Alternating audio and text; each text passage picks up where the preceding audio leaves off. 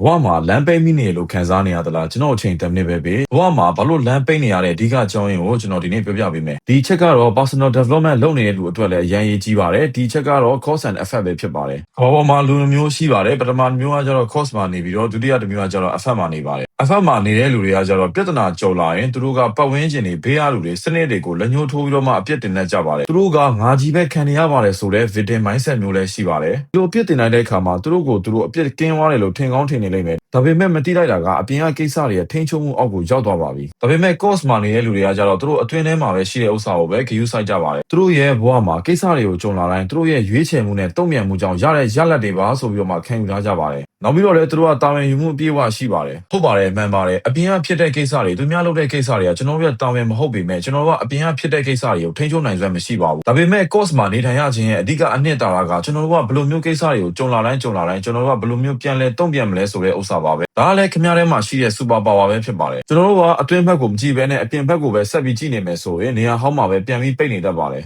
ဘဝမှာပိတ်မိနေရလို့ခံစားနေရတယ်ဆိုရင်မိတ်ဆွေရဲ့အာယုံဆိုင်မှုက cause မှာလား effect မှာလားကိုယ့်ကိုယ်ကိုမေးခွန်းပြန်ထုတ်သင့်ပါပြီအကယ်၍အကျိုးတစ်ခုရခဲ့တယ်ဆိုရင် follow လုပ်ထားဖို့လည်းမေ့ပါနဲ့အောင်